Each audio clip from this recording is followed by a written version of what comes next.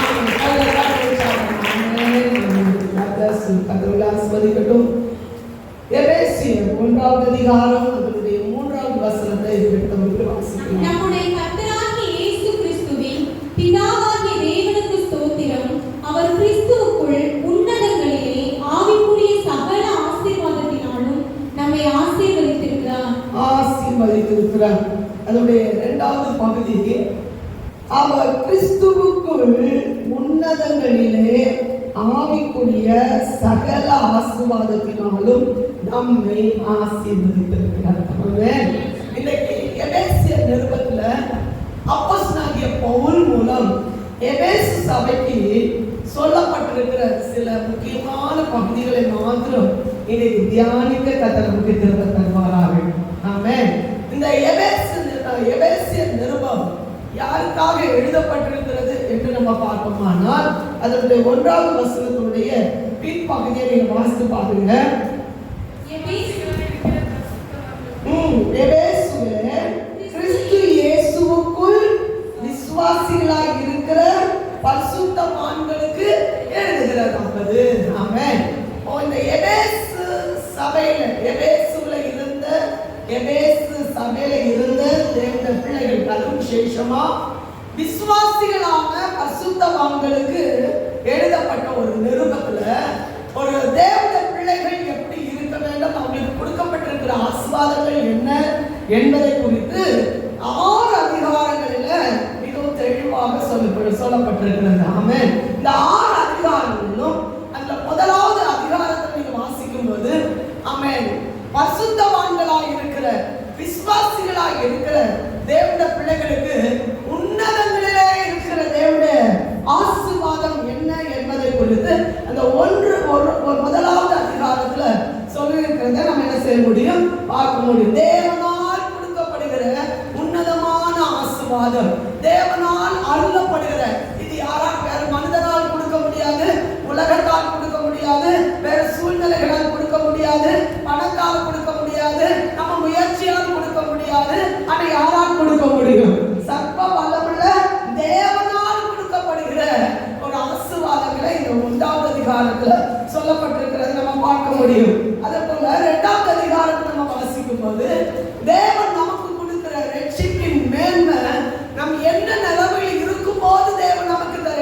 தந்தார் என்பதை குறித்து 2ஆம் அதிகாரத்தில் சொல்லப்பட்டிருக்கிறது.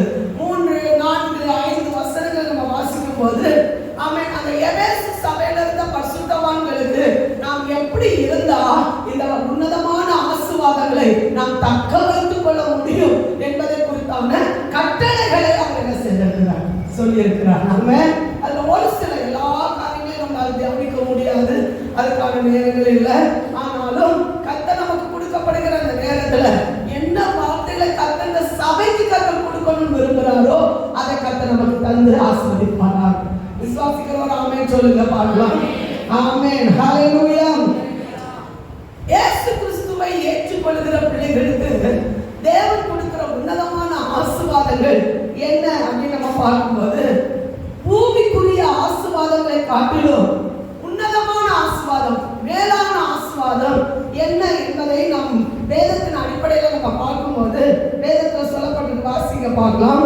எபேசியர் 1ஆம் அதிகாரம் அதனுடைய 4ஆவது வசனத்தை நீங்க வாசிக்கும் போது முதலாக தேவனால் முன்குறிக்கப்பட்ட தேவனை விசுவாசிக்கிற தேவனுடைய பிள்ளைகளுக்கு தேவன் கொடுக்கிற உன்னதமான ஆசீர்வாதங்கள் ஒன்று என்ன என்று சொல்லி பார்க்கலாம், வாசிக்க பார்க்கலாம்.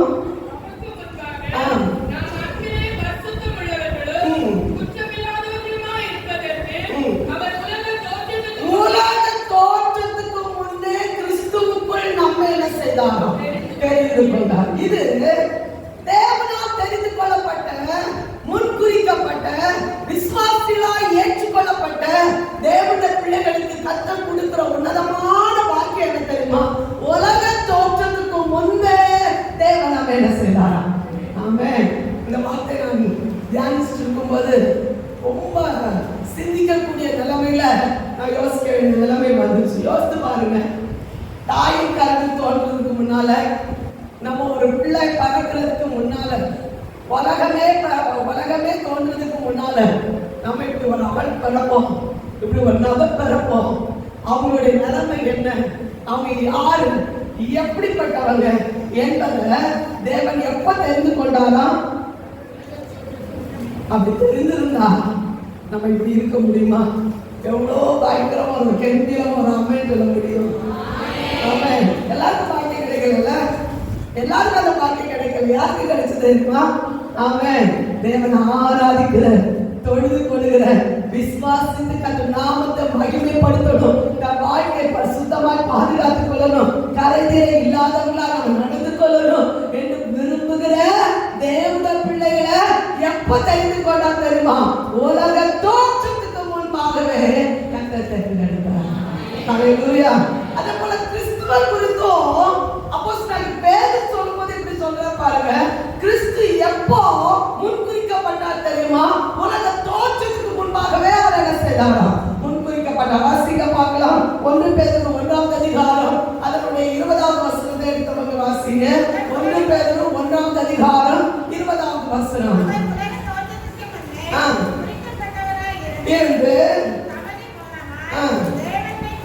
அங்க தமது மூலமாய் தேவன் மேல் விசுவாசமாய் இருக்கிற உங்களுக்காக இந்த கடைசி காலங்களில் அவர் என்ன செய்தாராம்? ஆமென், ஹல்லேலூயா. அவர் எப்ப குறிக்கப்பட்டார்? உலக தோற்றத்துக்கு முன்பாகவே. ஆமென். நமக்காக அவர் குறிக்கப்பட்டது எப்ப வெளிப்பட்டிருக்கார் தெரியுமா? ஆமென். கிறிஸ்து நமக்காக பாடுபட்டு அவன் உயிர்த்தெழுந்த பிறகு அவரை விசுவாசிக்கிற அத்தனை பிள்ளைகளுக்கும் அவர் வெளிப்பட்டார். விசுவாசிக்கிறவங்க கையில தண்ணி கத்தரை புதிங்க பார்க்கலாம்.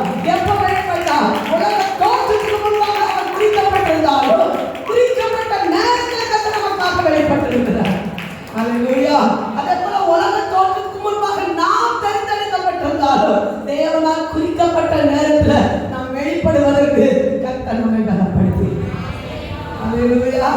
எவ்வளவு பெரிய பாக்கியம், எவ்வளவு பெரிய சிலாக்கியம் தெரியுமா? எல்லாருக்கும் கிடைப்பதில்லை. ஆமென். அவர் மேல் அன்பு கூறுகிற தேவனுடைய பிள்ளைகளுக்கு கர்த்தர் அதை பாக்கியமாக கற்றுக் கொடுக்கிறார். ஹல்லேலூயா. இன்னொரு வசனம் கூட வாசித்தா நல்லா இருக்கும். யோவான் எழுதின சுவிசேஷம் 17ஆம் அதிகாரம் அதனுடைய 24ஆம் வசனத்துல இதே கிறிஸ்துவானவர் ஆமென் அந்த உன்னதங்களில் அவரோடு கூட இருப்பதற்காக பிதாவிடத்துல பரிந்து பேசி ஜெபிக்கிற ஜெபத்திலையும் கூட ஒரு வார்த்தை சொல்கிறார் பாருங்க. அதிகாரம் 24ஆம் வசனம் வாசிங்க. ஆமென். எத்தனை பேர் விசுவாசிக்கிறீங்க? ஆமென். கர்த்தர் உலக தோற்றத்துக்கு முன்னே இருந்தாலும் சிலர் இப்படி ஒரு கேள்வி கேட்கிறாங்க. என்ன ஆவில உணர்றாங்க.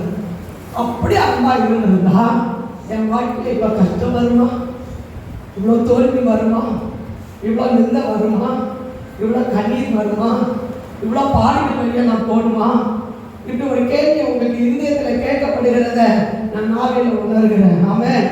உலக தோற்றத்துக்கு முன்பே கர்த்தர் என் மேல் அன்பு கூர்ந்திருந்தா என் வாழ்க்கையில இப்படிப்பட்ட நிந்தைக்கு நான் ஆளாகி இருப்பனா, இவ்வளவு இழப்புகள் என் வாழ்க்கையில வந்திருக்குமா, இவ்வளவு வேதனைகள் என் வாழ்க்கையில வந்திருக்குமா? ஆனா ஒன்று புரிந்து கொள்ளுங்க, எல்லாவற்றின் மத்தியிலும் தேவன் நம்மில் அன்பு கூறுகிற பிள்ளைகளுக்கு சகலமும் நன்மைக்கு ஏதுவாகவே கர்த்தரால் நிறைவேற்றுவார்.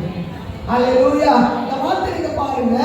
உலக தோற்றத்துக்கு முன் நீர் என்னில் அன்பாய் இருந்தபடினால் நீர் எனக்கு தந்த என்னுடைய மகிமையை நீர் எனக்கு தந்தவர்கள் காணும்படியாக நான் எங்கே இருக்கிறேனோ அங்கே அவர்களும். ஆமென். இவ்வளவு பெரிய பாக்கியம் பிதாவிடத்துல கேட்டு வாங்கி அவர் உன்னதங்களில் உட்கார்வதற்கு ஒரு பாக்கியத்தை கற்றுக்கலாம். இன்னைக்கு நான் ஒரு கேள்வி கேட்க விரும்புறேன். எத்தனை பேருக்கு பூமியோட நான் வாழ்க்கை முடிஞ்சு போயிடணும், இல்ல என் வாழ்க்கை வந்து பரலோகத்துல தேவனோடு நித்தியமா வாழணும்னு சொல்ற பிள்ளைகள் மட்டும் ரெண்டு கையோடு ஒரு ஆமைன்னு சொல்லியிருப்பாங்க. ஆமென். உலகத்தோடு முடிஞ்சு போறது கண்களால் பார்க்கிற சில வாழ்க்கை. ஆமென். கண்களால் பார்க்கக்கூடிய வாழ்க்கை, இதெல்லாம் எல்லா மனுஷனும் விரும்புகிற வாழ்க்கை. எப்போதுமே மனிதர்கள் எதை விரும்புவாங்க தெரியுமா? நமக்கு முன்னாக காண்பிக்கப்படுகிற அலங்காரமான காரியங்களை மனிதர்கள் ரொம்ப விரும்பி வாஞ்சித்து ஓடுகிறதை நம்ம பார்க்க முடியும். ஆனால் விரும்பாதது என்ன தெரியுமா? காணாத, அழியாத, நித்தியமா கர்த்தரோடு கூட இருக்கக்கூடிய மேன்மையை ஆவிக்குரிய கண்களால் பார்க்கிற பிள்ளைகள் எப்போதுமே உன்னதங்களிலே உன்னத தேவனோடு கூட நித்தியமாய் இருப்பதற்கான பாக்கியத்தை கர்த்தர் நமக்காக வைத்திருக்கிறார். அல்லேலூயா. இது தேவன் நமக்கு தந்திருக்கிற உன்னதமான ஆசீர்வாதத்துல ஒரு ஆசீர்வாதம். என்ன ஆசீர்வாதம் சொல்லுங்க பார்க்கலாம். ஆமென். உலக தோற்றத்துக்கு முன்பாகவே தேவன் என்னை தெரிந்து கொண்டு இல்ல பக்கம் நீங்க ஒரு வார்த்தை சொல்ல முடியுமே, நீங்க சொல்லுங்க பார்க்கலாம். தேவன் நம்ம மேல் வைத்த ஒரு அன்பு என்ன? உலக தோற்றத்துக்கு முன்பாகவே தேவன் நம்மை தெரிந்து கொண்டார். அல்லேலூயா. இரண்டாவது, உன்னதங்களில் உள்ள ஆசீர்வாதம், முக்கியமான ஆசீர்வாதங்கள் ஒன்று என்ன தெரியுமா? தேவன் நமக்கு பரிசுத்த ஆவியை முத்திரையாக கற்றுக் கொடுத்திருக்கிறார். வாசிங்க பார்க்கலாம். எபேசியர் 1ஆம் அதிகாரம் 13-14 வசனங்களை எடுத்தவர்கள் வாசிங்க. உங்கள் ரட்சிப்பின் சுவிசேஷமாகிய சத்திய வசனத்தை கேட்டு விசுவாசிகள் ஆனபோது வாக்குத்தத்தம் பண்ணப்பட்ட பரிசுத்த ஆவியால் அவருக்குள் முத்திரை போடப்பட்டீர்கள். அவருக்கு சொந்தமானவர்கள் அவருடைய மகிமைக்கு புகழ்ச்சியாக மீட்கப்படுவார்கள் என்பதற்கு ஆவியானவர் நம்முடைய சுதந்திரத்தின் அச்சாரமாய் இருக்கிறார். ஆமென். 13ஆம் வசனம் சொல்லுது பாருங்க. வாக்குத்தத்தம் பண்ணப்பட்ட பரிசுத்த ஆவியால் அவருக்குள் முத்திரை போடப்பட்டீர்கள். ஆமென். கடந்த கன்வென்ஷன் நம்ம சபையில நடந்த கன்வென்ஷன் கூட்டத்துல ஜேக்கப் கோஷி அவங்க வந்திருந்தாங்க. அப்போ 2வது நாள் நினைக்கிறேன் அவங்க ஒரு காரியத்தை எக்ஸ்பிளைன் பண்ணி விளக்கமா ஒரு காரியம் சொன்னாங்க. என்ன சொன்னாங்க அப்படின்னா, 3 பேர் சுற்றில இருக்காங்க. யாரு? பிதா, குமாரன், பரிசுத்த ஆவியானவர். அவருடைய சுற்றிலும் தேவனால் அழைக்கப்பட்ட விசுவாசிக்கிற தெரிந்தெடுக்கப்பட்ட தேவ பிள்ளை நடுவில் என்ன செய்கிறார்? நிற்கிறார். அப்போ பிதா, குமாரன், பரிசுத்த ஆவியானவர் 3 பேரும் என்ன செய்யறாங்க? அந்த பிள்ளைய அது தேவனால் ஏற்றுக்கொள்ளப்பட்ட தேவனை சார்ந்து இருக்கிற அவங்க சுற்றிலும் என்ன செய்யப்பட்ட முத்திரை போடப்பட்டிருக்காங்க. நீங்க யோசிச்சு பாருங்க, இவங்களை தாண்டி ஒரு மனுஷனோ எந்த பிரச்சனையோ எந்த ஆபத்தோ அவங்க என்ன செய்யாது? சேதப்படுத்தாது. விசுவாசிக்கிறோம். ஆமென் சொல்லுங்க. ஆமென். அவங்க முத்திரை போடுறதுன்னு சொல்றது உனக்கு எந்த ஒரு சேதமும் வராது. நான் உன் பக்கத்துல இருக்கிறேன், உன்னை சுற்றிலும் நான் ஒரு சீல் போட்டிருக்கிறேன். ஆமென். அந்த சீல் சொல்றது வந்து நீங்க வெளிப்படுத்தின விசேஷத்துல நீங்க பாத்தீங்கன்னா, ஆமென், முத்திரை போட்டவங்களை எந்த பாதையும் என்ன செய்ய முடியாது, தொட முடியாது. விசுவாசிக்கிறீங்களா? ஆமென். முத்திரை போடுற பிள்ளைகள் தேவனால கனத்துக்குரியவர்கள், தேவனால முன்குறிக்கப்பட்டவர்கள். விசுவாசிக்கிற ஒரு ஆமென் சொல்லுங்க பார்க்கலாம். ஆமென். பரிசுத்த ஆவியினால கர்த்தர் முத்திரை போடுகிறாராம். அந்த முத்திரை வந்து நீங்க நல்லா புரிந்து கொள்ளணும். ஆமென். அந்த ஆவியானவரால் முத்திரை போடும்போது நம்ம இஷ்டம் என்ன செய்ய முடியாது, செய்ய முடியாது. அந்த இடத்துல என்ன நடக்கும் தெரியுமா? கர்த்தருடைய ஆவியானவர் என்ன சொல்கிறாரோ அதன்படி செய்ய கர்த்தர் நம்ம ஏறி வழி நடத்துகிறார். ஆமென். பாவத்தை குறித்தும் நீதியை குறித்தும் நியாய தீர்ப்பை குறித்தும் அவன் ஒரு தப்பு செய்துட்டா, உண்மையை நான் சொல்றேன், ஒரு தப்பு செய்துட்டா அன்னைக்கு ராத்திரி தூக்கமே வராது. ஆமென். நம்ம செய்துட்டு அமைதியா இருந்துருவோம், ஆனா ஆவியானவர் சும்மா இருக்கவே மாட்டார். அவர் என்ன செய்வார் தெரியுமா? நீ தப்பு செய்திருக்கல, நீ மனம் திரும்புகிறது வரையில அவர் சும்மா இருக்க மாட்டார். அவன் திருத்துகிறது வரையில அமைதியா இருக்க மாட்டார். காரணம் என்ன தெரியுமா? உன்னதத்தில் உள்ள ஆசீர்வாதத்தை நாம் இழந்து போக கூடாது என்பதற்காக தேவன் அக்கிரமத்திலே பாவத்திலே மரித்து போயிருந்த நம்ம உயிர்ப்பித்த பிறகு திரும்ப அந்த அக்கிரமத்துக்கு போயிடக்கூடாது என்பதில் கவனமா இருப்பதற்காக தேவன் நம்மை சுற்றிலும் அவருடைய பாதுகாப்பை கண்டு வைத்திருக்கிறார். ஹல்லேலூயா. வேதாகமத்தில் நீங்க வாசித்த வெளிப்படுத்தின விசேஷத்தை நீங்க வாசித்து பார்த்தீங்கன்னா, ஆமென், 3 கூட்டத்தாரை குறித்து சொல்லப்பட்டிருக்கிறது. சரியா? அதுல ஒரு கூட்டத்தார் 12 கோத்திரத்தில் உள்ள, ஆமென், ஒவ்வொரு கோத்திரத்திலும் 12,000 பேர் என்ன செய்யப்பட்டாங்க? முத்திரை போடப்பட்டிருந்தாங்க. அந்த முத்திரை போடப்பட்டவங்க தேவனுடைய சமூகத்தில் வெளியேற பெற்றவங்க. ஹல்லேலூயா. மொத்தம் நம்ம சொல்லி பார்த்தா 1,44,000 பேர் கோத்திரங்களை தேவன் முன்குறித்து வச்சிருக்காரு. யாரு? உலக தோற்றத்துக்கு முன்பாகவே முன்குறிக்கப்பட்ட தேவனுடைய பிள்ளைகளை கடைசி வரையிலும் அந்த முத்திரை கீழே அடங்கி இருக்கும்படியா கர்த்தர் பாதுகாப்பார். இன்னொரு கூட்டம் இருக்கு, ஸ்திரீகளால் கரைபடாத ஒரு கூட்டம். அவங்க பாட்டு கூட நம்ம என்ன செய்ய முடியாது, பாட முடியாது. அப்படிப்பட்ட ஒரு பரிசுத்தமான ஒரு கூட்டம். அந்த கூட்டத்தை கணக்குல வச்சிருக்கிறார். சொல்லுங்க பார்க்கலாம். 1,44,000 பேர். அதுவும் குறிக்கப்பட்டவர்கள். ஆமென். அதுவும் குறிக்கப்பட்டவர்கள்.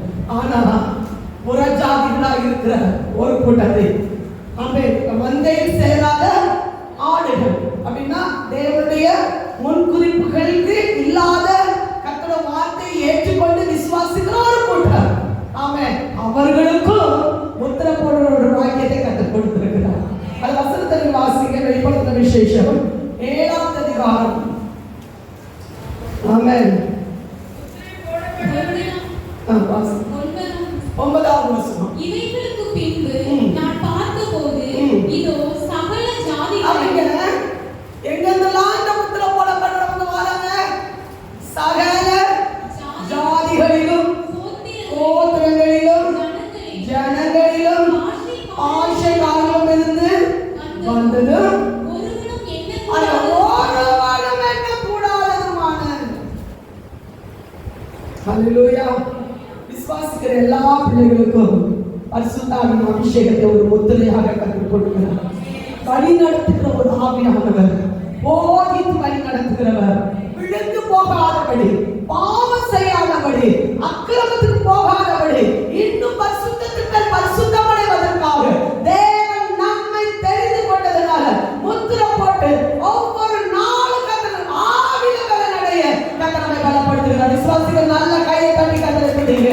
ஆமென். ஒருவனும் எண்ணக்கூடாததுமான எல்லா கூட்டமான ஜனங்கள் வெள்ளாங்கிகளை தரித்து அந்த கைகளை குறித்தோடுகளை பிடித்து சிங்காசனத்துக்கு முன்பாகவும் ஆட்டுக்குட்டியானவருக்கு முன்பாகவும் நிறுத்த கண்டே. ஹல்லேலூயா. யாரு?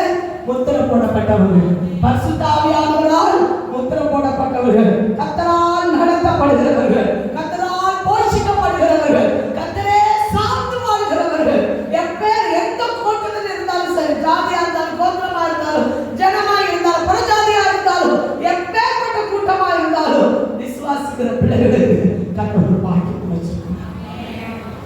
ஹல்லேலூயா. முத்திரை போடப்படுகிறவங்க இவங்களுக்கு கர்த்தர் ஒரு கண்டிஷன் கொடுத்திருக்கிறார். என்ன கண்டிஷன் தெரியுமா? நித்தம் அவரை தேடி அவரை தொழுது கொள்கிற ஒரு பாக்கியத்தை கர்த்தர் கொடுத்திருக்கிறார். அவங்க ரட்சிக்கப்படுவாங்க. ஹல்லேலூயா. முத்திரை போட்டுட்டு அவர் சொல்ற வார்த்தைக்கு கீழ்ப்படியாம போனா ஒரு குறிப்பிட்ட காலம் வரையிலும் அவன் தாங்கி பிடிச்சு பார்ப்பார். வேதத்தில் சொல்லப்பட்டிருக்கிறது, பரிசுத்த ஆவியானவரை துக்கப்படுத்தாதீங்க, பரிசுத்த ஆவியானவரை அவித்து போடாதீங்க அப்படின்னு சொல்லுவாங்க. ஆவியானவர் நமக்குள்ளால இறங்கி வருகிறாரு. வர்ற நேரத்துல அவரை துக்கப்படுத்துற மாதிரி கீழ்ப்படியாம சில காரியங்கள் பிடிவாதமா அவர் சொல்ற வார்த்தைக்கு கீழ்ப்படியாம செயல்பட்டா அவர் நம்ம பார்க்க செய்வார், துக்கப்படுவார். ஆமென்.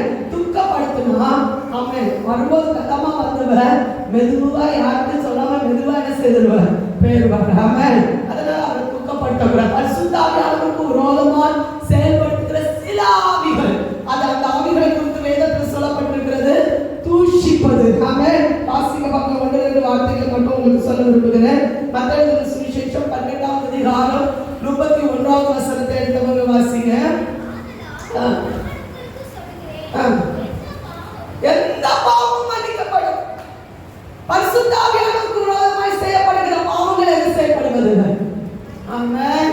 அவரை நிந்திப்பது, அவமானப்படுத்துவது, அவரை தூஷிப்பது, ஆமென், அவருக்கு துக்கப்படுத்துவது, ஆண்டவர் ஆவியானவருக்கு இடம் கொடுக்காமல் போவது, தன் இஷ்டத்தின்படி செய்ய நினைப்பது, இதெல்லாம் செய்யும் போது ஆவியானவர் நம்மை பார்க்கிற செய்கிறார், துக்கப்படுகிறார். ஆமென். துக்கப்படுற நேரத்துல நம்ம விட்டு போயிட்டார், நான் திரும்ப பெற்றுக் கொள்வது ரொம்ப கஷ்டம். ஹல்லேலூயா. அதனாலதான் அது ஒரு உன்னதமான ஆசீர்வாதங்களில மேலான ஆசீர்வாதம் பரிசுத்த ஆவியானவர். ஹல்லேலூயா. நீங்க எத்தனை பேர் அதை பெற்றிருக்கீங்க? பெற்றவங்க மட்டும் ஒரு ஆமென் சொல்லுங்க. ஆமென். கர்த்தருடைய ஆவி இல்லாதவர் அவருடையவர். ஆமென். ஆவியானவருடைய கிரியை நமக்குள்ளால ஆளுகை செய்தா, ஆமென், நம்ம தூர போற நேரத்துல, வலது பக்கம் போற நேரத்துல, இடது பக்கம் போற நேரத்துல, ஆமென், போகக்கூடாத இடங்களில நம்ம போகும்போது கர்த்தர் நம்மை போதித்து வழி நடத்துகிறாரா, நம்ம போஷித்து வழி நடத்துகிறாரா? இல்லப்பா, நீ செய்யறது சரியில்லை, நீ செய்ய வேண்டிய காரியங்கள் ஏராளம் இருக்குது, நீ போக வேண்டிய தூரம் ஏராளம் இருக்குது, சோர்ந்து போகிற நேரத்துல எல்லாம் இந்த ஆவியானவர் நம்ம என்ன செய்கிறார்? பலப்படுத்துகிறார், நம்மை தாங்குகிறார், ஆமென், உற்சாகமாக்குகிறார். எலியா சோர்ந்து போய் படுத்திருந்த நேரத்துல ஆவியானவர் என்ன செய்கிறார் தெரியுமா? தட்டி எழுப்பி நீ போக வேண்டிய தூரம். ஹல்லேலூயா. கர்த்தர் நம்மை பலப்படுத்துகிறார். இன்னைக்கு ஆவியானவருடைய முத்திரை நமக்கு அவசியம். உலக மனுஷங்க நம்மை நடத்துகிறதை காட்டிலும், உலக மனுஷங்க நம்மை போஷிக்கிறதை காட்டிலும் ஆவியானவர் நடத்துகிறது உன்னதங்களுக்கு நேராக நம்மை வழி நடத்தும், பிதாவுக்கு நேராக நம்மை வழி நடத்தும், உன்னதங்களில் நித்தமும் வாழ்கிற ஒரு வாக்கியத்துக்கு நேராக கர்த்தர் நம்மை வழி நடத்துவார். ஹல்லேலூயா. எவ்வளவு பெரிய சாக்கியம், எவ்வளவு பெரிய பாக்கியம். இதுதான் விசுவாசிக்கிற பரிசுத்தவான்களுக்கு தேவன் கொடுக்கிற பெரிய பாக்கியம். ஆமென். மூன்றாவது பாருங்க, தேவன் நமக்கு கொடுத்திருக்கிற உன்னதங்களில் ஆசீர்வாதங்களில் ஒன்று என்ன தெரியுமா? ரட்சிப்பு. ஆமென். வாசிக்க பார்க்கலாம். எபேசியர் 2ஆம் அதிகாரம், எபேசியர் 2ஆம் அதிகாரம் 4-5 வசனங்கள் எடுத்தவங்க வாசிங்க. தேவனோ இரக்கத்தில் ஐஸ்வர்யம் உள்ளவராய் நம்மில் அன்பு கூர்ந்து தம்முடைய மிகுந்த அன்பினாலே அக்கிரமங்களில் மரித்தவர்களாய் இருந்த நம்மை கிறிஸ்துவுடனே கூட உயிர்ப்பித்தார். கிருபையினாலே ரட்சிக்கப்பட்டீர்கள். கிறிஸ்து இயேசுவுக்குள் அவர் நம்மிடத்தில் வைத்த தயவினாலே நம்முடைய கிருபையின் மகா மேன்மையான ஐஸ்வர்யத்தை வரும் காலங்களில் விளங்க செய்வதற்காக. போதும். அக்கிரமங்களில் மரித்தவர்களாய் இருந்த நம்மை கிறிஸ்துவுடனே கூட உயிர்ப்பித்தார். கிருபையினாலே ரட்சிக்கப்பட்டீர்கள். ஒரு காரியம் ஞாபகத்தில் வந்ததுனால சொல்றேன். ரட்சிப்பு என்று சொல்வது, ஒரு காலத்துல நம்ம எப்படி இருந்தோம்னா தேவனற்றவர்களாக இருந்தோம். ஒரு காலத்துல நம்ம எப்படி இருந்தோம்? நம்ம வாக்குத்தத்தங்களுக்கு அந்நியர்களாக இருந்தோம். ஒரு காலத்துல நம்ம எப்படி இருந்தோம்னா கீழ்ப்படியாமை பிள்ளைகளா இருந்தோம். ஹல்லேலூயா. இருக்கிறவங்க ஆமென் சொல்லுங்க. ஒரு கேள்வி கேட்டா ரட்சிக்கப்பட்டிருக்கீங்களா அப்படின்னு கேட்டா ஆமா நான் ரட்சிக்கப்பட்டிருக்கிறேன். அந்த ரட்சிப்பு இதோட முடிஞ்சிட்டு போறதல்ல, ரட்சிப்பு நிரந்தரமாய் செயல்பட வேண்டிய வாழ்நாள் முழுவதும் என் மூச்சு போற நேரம் வரையும் அந்த ரட்சிப்பை நான் பாதுகாத்துக் கொள்வேன். அல்லேலூயா. நான் இங்க இருக்கும்போது இந்த வசனங்களோடு கூட கர்த்தரோடு பேசின சில காரியங்கள் இன்னைக்கு நம்ம அதை நினைப்போமான்னு தெரியாது. என்னுடைய வாலிப காலங்களில் சில நேரங்கள் என்னோட பெற்றோருக்கு கீழ்ப்படியாமல் இருந்திருக்கிறேன். நம்ம கீழ்ப்படியாமல் இருந்திருக்கிறேன்னு சொல்லும்போது, இப்போ நான் என்னுடைய காரியத்தை சொல்லும்போது உங்களுக்கு கேட்க வரோன்னா, ஓ இருந்திருக்காங்க இல்லையா அப்படின்னு சொல்லுவீங்க. ஆனால் உங்கள் லைஃபோட கூட நீங்கள் கொஞ்சம் எட்டி பாருங்க. ஒரு முறை ஸ்கூலுக்கு போகிறதுக்கு முன்னால் எங்களுக்கு அங்கே ரப்பர் தோட்டம் இருக்கும். இப்போ தான் ரொம்ப பார்க்க முடியல, ரொம்ப அழிச்சிட்டாங்க. எங்கள் காமனை சுற்றிலும் ரப்பர். அந்த ரப்பர் தோட்டத்தில் காலையிலே என்ன செய்வாங்கன்னா பால்கள் எல்லாம் வெட்டி வச்சுட்டு போயிடுவாங்க. எங்களுக்கு ஸ்கூலுக்கு 9:30 போகணும்.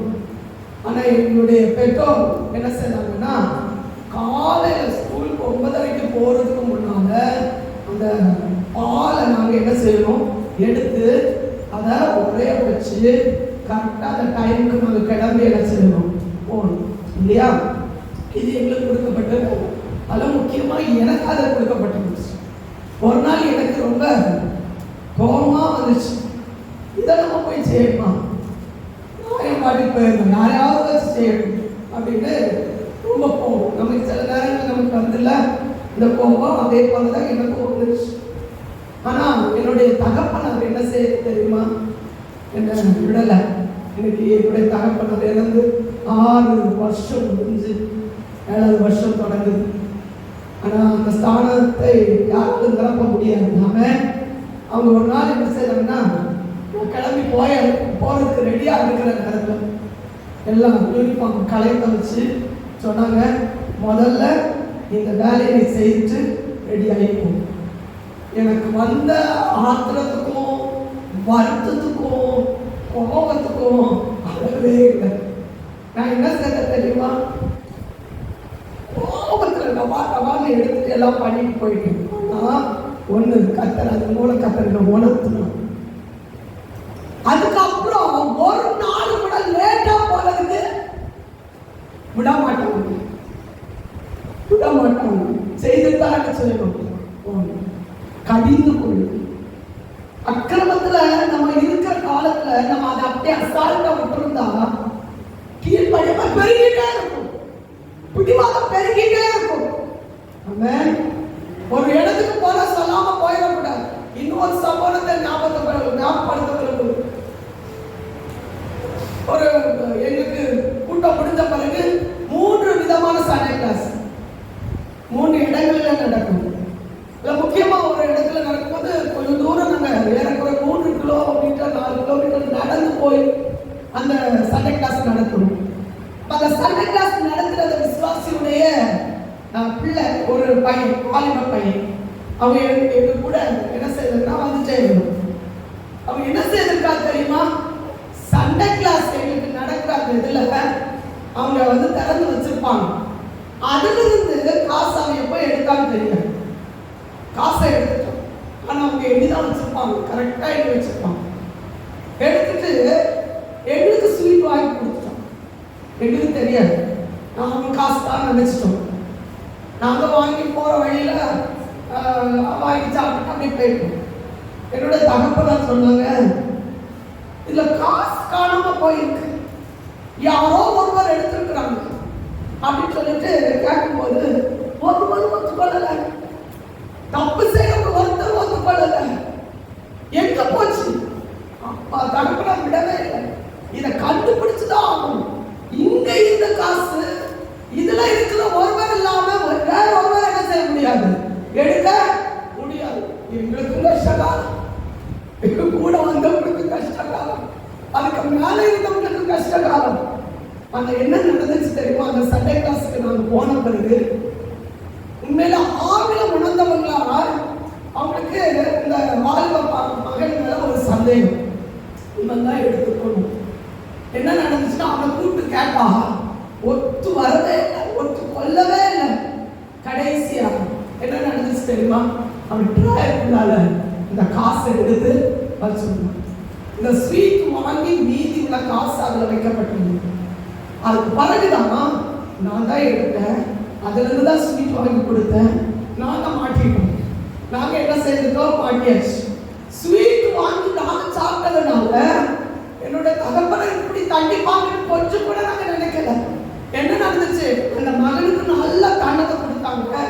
அந்த தண்டனை கொடுத்து நேரம் வீட்டுக்கு எங்களை 2 பேரையும் கூட்டிட்டு வந்தாங்க. என்னையும் சகோதரி அவங்களும் வீட்டுக்கு கூட்டிட்டு வந்து எங்களுக்கும் கிடைக்க வேண்டிய செடியை கிடைச்சிச்சு. ஒரு நாள் எங்களுக்கு மறக்காது, ஒரு நாள் எங்களுக்கு மறக்காது. ஆமாம். அடுத்தவங்க கையில இருந்து நீ வாங்கி சாப்பிட்டியா? கவனமா சாப்பிடு. எந்த காசு அது எந்த விதத்துல வந்துச்சு? இஷ்டத்துப்படி நீ நடக்க முடியுமா?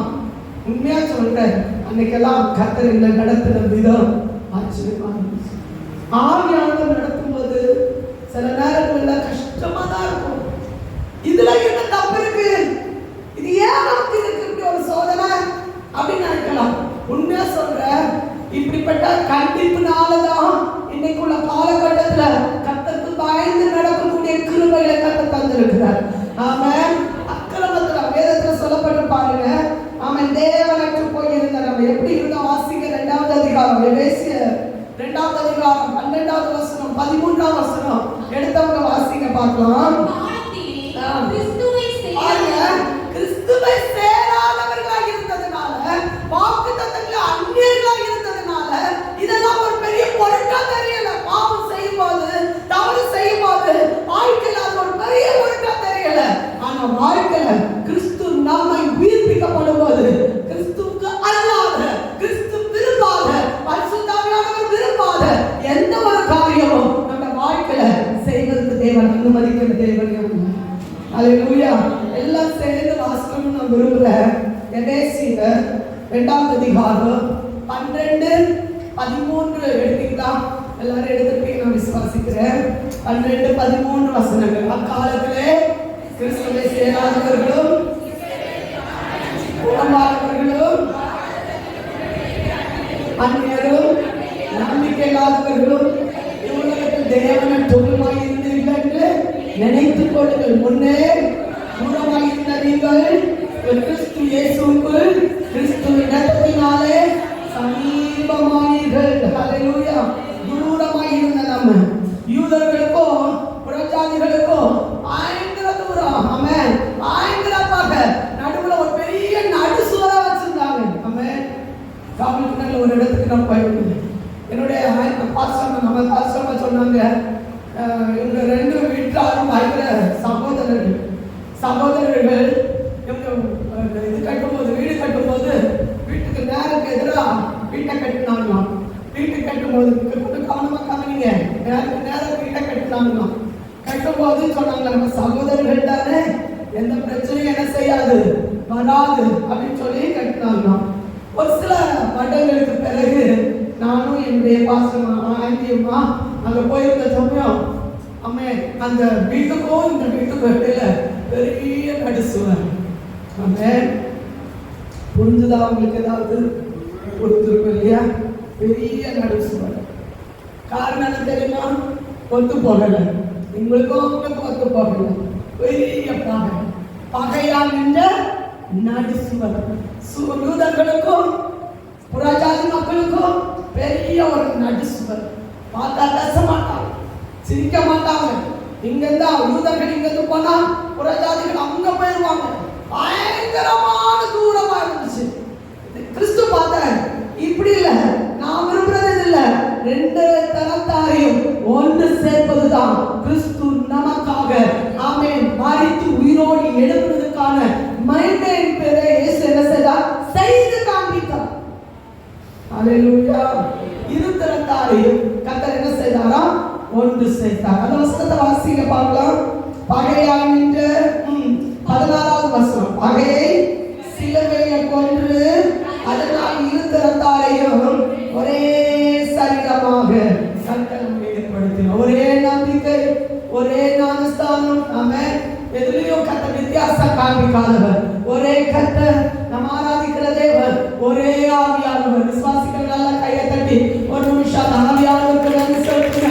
பகையில்லாத, நம்மை கவலையில்லாத ஒரு வேண்டியான ஒரு உணர்வு, ஒரு ஐக்கியத்தை தேவனால் கர்த்தர் நமக்கு கொடுத்திருக்கிறார் என்றால் இதே போல வாழ்க்கையில உலகத்துல ஒன்றுமே இல்லை. நாம எபேசியர் 4ஆம் அதிகாரம் அதில் 5, 6, 7 வசனங்களை நீங்க வாசித்து பார்ப்பீங்களானால் அதுல சொல்ற ஒரே கர்த்தரும் ஒரே விசுவாசமும் ஒரே ஞானஸ்தானமும் எல்லாரும் ஒரே தேவனும் பிதாவும் உண்டு. அவர் எல்லாரும் எல்லாரோடும் எல்லாருக்குள்ளும் இருக்கிறவர். கிறிஸ்துவுடைய ஈவின் அளவுக்கு தக்கதாக நம்மில் அவனவனுக்கு கிருபை. எத்தனை பேர் விசுவாசிக்கிறீங்க? எனக்கு ஒரு கிருபை, உங்களுக்கு ஒரு கிருபை அப்படி இல்லை. எனக்கு ஒரு நம்பிக்கை, உங்களுக்கு ஒரு நம்பிக்கை இல்லை. எனக்கு ஒரு கர்த்தர், உங்களுக்கு ஒரு கர்த்தர் இல்லை. ஆனா நான் சொல்ல முடியும், எனக்கு கர்த்தர் என் தேவன், என்னுடைய ஆவியானவர். ஹல்லேலூயா. ஆனா அதே உண்மை உங்களால சொல்ல முடியும், எனக்கு கர்த்தர் என்னுடைய ஆவியானவர். ஹல்லேலூயா. எல்லாருக்கும் ஒரே ஆவியானவர். எத்தனை பேர் விசுவாசிக்கிறீங்க? ஒரே நம்பிக்கை, ஒரே காரியத்தை கர்த்தர் நமக்காக செய்து கொடுக்கிறார். ஹல்லேலூயா. பாரபட்சம் பார்க்காதது. எத்தனை பேர் விசுவாசிக்கிறீங்க? ஆமென். உன்னதங்களில் வீற்றிருக்கிற சர்வ வல்லமையுள்ள தேவன் நம்மை பார்க்கும்போது பூமிக்குரிய காரியங்கள் அல்ல, மேலான ஆசீர்வாதம், ஆவிக்குரிய காரியங்கள், அன்பு, சந்தோஷம், சமாதானம். ஆமென். அவர் ஆவிக்குரிய பிள்ளைகளை முகத்துல பார்க்கும்போதே தெரியும், முகத்துல ஒரு சந்தோஷம். ஆமென். அவங்க பார்க்கும்போதே தெரியும் ஏதோ ஒரு செழிப்பு. ஆமென். வேதத்தில் சொல்லப்பட்டிருக்கிறது. ஆமென். பழமொழியிலே சொல்லுவாங்க, அகத்தின் அழகு. ஆமென். யாராவது நல்ல சந்தோஷமா இருக்கிறாங்களா? முகத்துல காண்பிக்கும். ஆமென். நல்ல ஆவில இருக்கிறாங்களா? நல்ல கர்த்தரோடு கூட இருக்கிறாங்களா? நல்ல மகிழ்ச்சியா இருக்கிறாங்களா? அவங்க பார்த்தோட தெரியும் அவங்க கர்த்தரோடு கூட இருக்கிறாங்க. ஆமென். கர்த்தரோடு கூட தொழுது கொள்கிறவங்களா இருக்காங்க. வேதத்தில் சொல்லப்பட்டிருக்கு, கர்த்தரை தொழுது கொள்கிறவர்கள் ரட்சிக்கப்படுவார்கள். ஆமென். 1-2 வசனத்தை நீங்க வாசித்து பாருங்க. வாசிங்க பார்க்கலாம். யோவேல் 2ஆம் அதிகாரம் 32ஆம் வசனம். ஆமென். ஆங்கில பகுதியில் ஒருவர் வாசிங்க, சத்தமோடு வாசிங்க. யோவேல் 2ஆம் அதிகாரம் 32ஆவது வசனம். அப்பொழுது கர்த்தருடைய நாமத்தை தொழுது கொள்கிறவன் எவனோ அவன் ரட்சிக்கப்படுவான். அவன் ரட்சிக்கப்படுவான். சொன்னபடி சீயோன் பர்வதத்திலும் எருசலேமிலும் கர்த்தர் வரவழைக்கும் நீதியாக இருப்பவர்களிடத்திலும் ரட்சிப்பு உண்டாயிருக்கும். எல்லாவற்றையும் ஜெயிக்கிறவர்கள், ஆவி, ஆத்மா, சரீரம் முழுவதும் ஜெயிக்க விரும்புகிற தேவனுடைய பிள்ளைகளால் மட்டும்தான் இந்த ரட்சிப்பை பெற்றுக் கொள்ள முடியும். ஹல்லேலூயா. அப்போஸ்தலர் நடவடிக்கைகள் புஸ்தகம் வாசிக்க பார்க்கலாம். 2ஆம் அதிகாரம் 19 முதல் 21ஆவது வசனத்தை வாசிக்கும் போது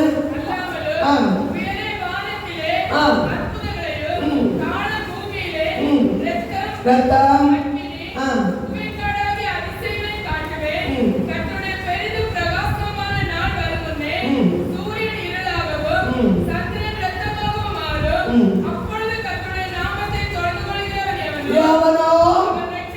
கடைசி நாட்களில், அழிவு நாட்களில் நாம் பாதுகாக்கப்பட வேண்டும் என்றால், ரட்சிக்கப்பட வேண்டும் என்றால், நம்முடைய வாழ்க்கையில மேன்மையான ஆசீர்வாதத்துக்கு நேரம் நடத்தப்பட வேண்டும் என்றால் கர்த்தரை தொழுது கொள்கிறவர்கள் ரட்சிக்கப்படுவார்கள். ஹல்லேலூயா.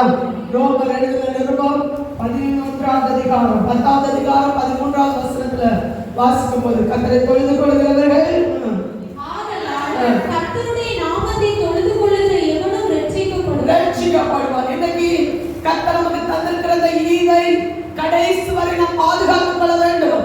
உலகத்துக்கு இல்ல, உலக காரியங்களுக்கு இல்ல.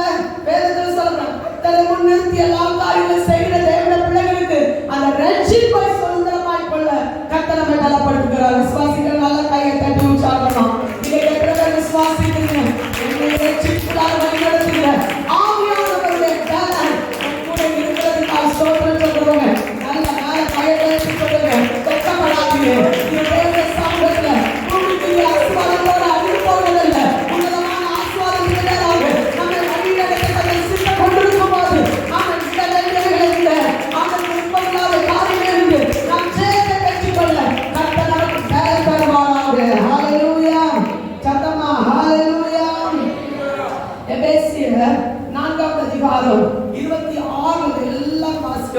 படிக்கணும். எல்லாரும் எடுத்துக்கொள்ளுங்க.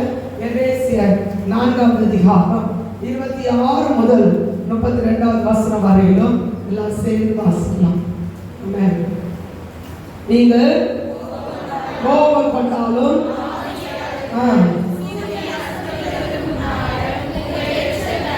ஒரு நிமிஷம் எல்லாரும் வாசிக்கிறீங்களா? எல்லாரும் சேர்ந்து வாசிக்கலாமா? பிள்ளைகள் உங்க சத்தம் வெளியே வரட்டும். பின்னால எனக்கு சத்தம் கேட்கல.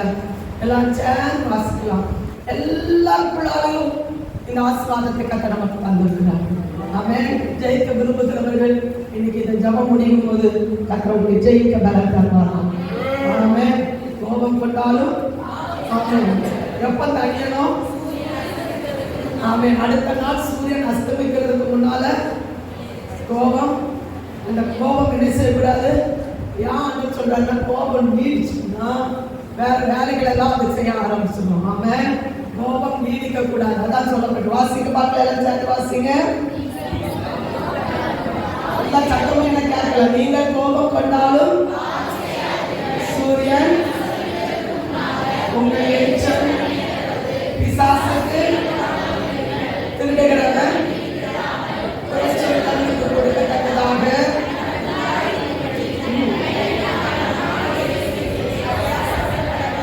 கெட்ட வார்த்தை ஒன்றும் பக்தி நீதிக்கு ஏதுவான அதே கேட்கிறவர்களுக்கு அன்றியும் முத்திரையாக பெற்ற தேவ பரிசுத்த ஆவியை குற்றப்படுத்தாதீர்கள். சங்கடமான கசப்பும் கோபமும் மூர்க்கமும் கூற்றலும் எதிர்ப்புகளும் ஒருவருக்கொருவர் மனமுருக்கமாயிருந்து கிறிஸ்துவுக்கு தேவன் உங்களுக்கு மன்னித்தது போல நீங்களும் ஒருவருக்கொருவர் மன்னிங்கள். ஆமென். இந்த வசனத்துக்கு ஏற்றபடி இன்னைக்கு நான் ஆயத்தமாக விரும்புகிறேன் சொல்ற பிள்ளைகளுக்கு ஒரு வாக்குத்தத்தத்தை கர்த்தர் நமக்கு தருகிறார். இந்த வாக்குத்தத்தம் என்ன தெரியுமா? 1ஆம் அதிகாரம். ஆமென். இந்த 5, 6 ரொம்ப முக்கியமான பகுதி. வேற இருந்தா வீடுகளில் இருந்து நீங்க வாசித்து தியானிச்சு பாருங்க. கர்த்தர் உங்களை ஆசீர்வதிப்பார். ஆமென். 1ஆம் அதிகாரம் அதனுடைய 20 முதல் 23 வசனங்களை நம்ம எல்லாம் சேர்ந்து வாசிக்கலாம். எல்லாம் துணைத்தனத்துக்கும் அதிகாரத்துக்கும் வல்லமைக்கும் கர்த்தத்துவத்துக்கும் இன்மையில் மாத்திரமல்ல மறுமையிலும் பெயர்பெற்றிருக்கும் எல்லா நாமத்துக்கும் மேலாய் அவர் உயர்ந்திருக்கத்தக்கதாக அவரே உன்னதங்களில் தம்மை வலது பாசத்தில் உட்காரபடி செய்து எல்லாவற்றையும் அவருடைய பாதங்களுக்கு கீழ்ப்படுத்தி எல்லாவற்றாலும் நிரப்புகளுடைய நிறைவான சரீரமான சபைக்கு அவரை எல்லாவற்றுக்கும் மேலாக தலையாக தந்திருக்கிறார். அல்லேலூயா. உன்னதங்களில் ஆசீர்வாதங்களை பெற்றிருக்கிற பிள்ளைகளுக்கு கர்த்தர் கொடுக்கிற ஆசீர்வாதம் என்ன தெரியுமா? எல்லாவற்றையும் எல்லாவற்றாலும். எனக்கு ரொம்ப பிடிச்ச வார்த்தை, அடிக்கடி எனக்கு ஜெபத்துல சொல்லி ஆமென் கர்த்தர் மகிமைப்படுத்துவேன். ஆமென். எல்லாவற்றையும் எல்லாவற்றாலும் நிரப்புகிறேன். இன்னொரு காரியம் சொல்லுகிற ரகசியமான காரியம், சபையின் மூலம் கர்த்தர் ஆசீர்வாதத்தை கர்த்தர் வைத்திருக்கிறார். சபையின் மூலம் கர்த்தர் நம்மை வச்சிருக்கிறார். கிறிஸ்து நமக்கு தலை, அவைகளாக இருக்கிற நம்மை கொண்டு கர்த்தர் அதை நிறைவேற்ற விரும்புகிறார். விசுவாசிக்கிறோம். ஆமென் சொல்லுங்க. உன்னதங்களில் உள்ள ஆசீர்வாதங்களால் கர்த்தர் நம்மை ஆசீர்வதித்திருக்கிறார். ஆமென். உலக தோற்றத்துக்கு முன்பாகவே கர்த்தர் நம்மை தெரிந்தெடுத்தார். ஆமென். ஆமென். அவருடைய பரிசுத்த ஆவியினால் கர்த்தர் நம்மை என்ன செய்திருக்கிறார்? முத்திரப்பட்டு அந்நிய காரியங்கள் செய்யாதபடி, அக்கிரமங்கள் செய்யாதபடி, அவங்களை விழுந்து விடாதபடி, கோபப்பட்டாலும் பாவம் செய்யாதபடி நம்மளை பாதுகாத்துக் கொள்ள, பிசாசுக்கு இடம் கொடுக்காம இருக்க பரிசுத்த ஆவியை நம்மை சுற்றிலும் பாதுகாத்து வைத்திருக்கிறார். நம்ம அந்த வெற்றிப்பை பாதுகாத்துக் கொள்ள கடைசி வரை கிருபை நான் நிரப்பப்பட. ஆமென். எல்லாவற்றையும் எல்லாவற்றாலும் நிரப்புகிற ஆவியானவர் நம்மை பலப்படுத்த விரும்புகிறார். எத்தனை பேருக்கு ஆசீர்வாதம்? உன்னதங்களுடைய ஆசீர்வாதம் எத்தனை பேருக்கு? ஆமென். வேணும்னு சொல்றது ஆமென். அதை சொல்றதை காட்டிலும் வாஞ்சிக்கிற பிள்ளைகள், அதுக்கு அப்படி ஆசைப்படுகிற பிள்ளைகள், அதுக்காக தன்னை தக்க வைத்துக் கொள்ள வேண்டும் என்று விரும்புகிற பிள்ளைகள். ஆவியானவர் தூர போகிறதுக்கு இடம் கொடுக்க கூடாது. ரட்சிப்பை தூர போறதுக்கு இடம் கொடுக்க கூடாது. தேவனோடு வாசம் பண்ணுகிறதை நம்ம தூர போறதுக்கு இடம் வைக்க கூடாது. கர்த்தரோடு வாழ்கிறது நித்தியமாக வாழக்கூடிய பாக்கியத்துக்கு கர்த்தர் நடத்துவாராக. முடிந்தவர்கள் அப்படியே வழங்கப்படும். பூமிக்குரிய ஆசீர்வாதங்கள் எடுக்கிற பிரயாசங்கள் ஆமென் அற்ப பிரயோஜனமானது. ஆனால் உன்னதங்களில் உள்ள ஆசீர்வாதங்கள் அது நம்ம மனதளவுக்கும் தேவனுக்கும் இடையில உள்ள ஒரு தொடர்பு, இருதயத்தோடு கூட ஒரு தொடர்பு. ஆமென். அன்பு இது மறைந்திருக்கிற குணம், மறைந்திருக்கிற யாருக்கும் தெரியாது, யாரும் புரிந்து கொள்ள மாட்டார்கள். ஆமென். இந்த ஆவிக்குரிய ஆசீர்வாதங்களை யாரும் புரிந்து கொள்ள மாட்டாங்க. ஆனா உன்னதங்களில் வாசமாய் இருக்கிற தேவன் அதை அறிந்திருக்கிறார். அவருக்கு நமக்கு இடையில ஒரு பெரிய ஐக்கியத்தை நமக்காக வைத்திருக்கிறார்.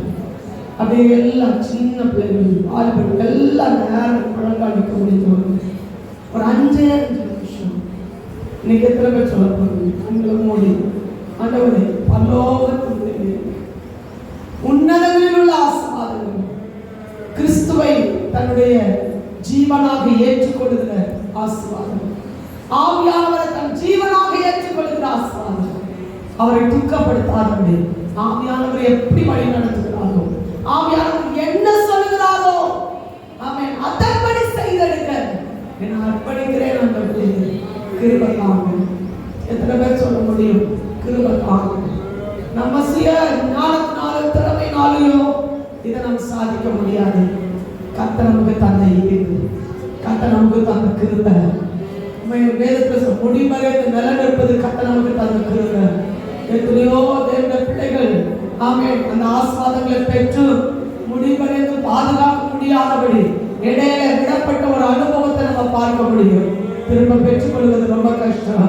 உன்னதங்களில் உள்ள ஆசீர்வாதம், ஆவிக்குரிய ஆசீர்வாதம் இன்னைக்கு வாழ்க்கையை தக்க வைத்துக் கொள்ள ஆமென். உலக காரியங்கள் எனக்கு முன்னாக இருக்கக்கூடாதப்பா, உலக காரியங்கள் அது எனக்கு பெருசா தெரியக்கூடாது. நான் ஆண்டவரே நீர் பெருகணும், நான் சிறுகணும். அந்த சமூகத்துல பரலோகத்தின் மேன்மைகளை வாழ்க்கையில பெருகட்டும், பூமிக்குரிய காரியங்கள் சிறுகட்டும். எல்லாம் யாருடைய மேல கத்தரமே நிரப்பட்டும். விசுவாசிக்கிற மேல கையை தட்டி உற்சாகமா ஆவியை நிரப்பி சொல்லுங்க. ஆண்டவரே நிரப்பட்டும். கையை தட்ட வைக்கப்பட்டால் கூட அவரை முதலில் ஆசீர்வாதங்களை எப்படி அனுபவிக்க முடியும்?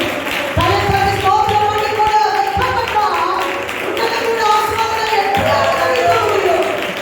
உங்களை நிரப்புங்க, நிரப்புங்க, நிரப்புங்க, நிரப்புங்க. வேணுங்க, வெச்சுங்க. இத்தனையால் புறப்படுகிற அபிஷேகம் என்ன நிரப்பப்படட்டும், என்ன நிரப்பப்படட்டும். நான்கு நிரப்புங்க, 6 நிரப்புங்க, நிரப்புங்க, நிரப்புங்க. ஜீவனுள்ள தேவனே, ஜீவாதிபதியே, போதாது, போதாது. எந்த சத்ரு நம்ம மேற்கொள்ள முடியாது. ஆவியானவர் உத்தரப்பட்டான், ஆவியானவர் நம்ம தெரிந்திருக்கிறதா, ஆவியானவர் வழிநடத்தின்படி நாம் நடக்கிறதா, நாம் நீதிக்கப்பட்டிருந்தா அவன் எந்த சத்ரு நம்ம மேற்கொள்ள முடியாது. எந்த அந்தகாரங்கள் மேற்கொள்ள முடியாது.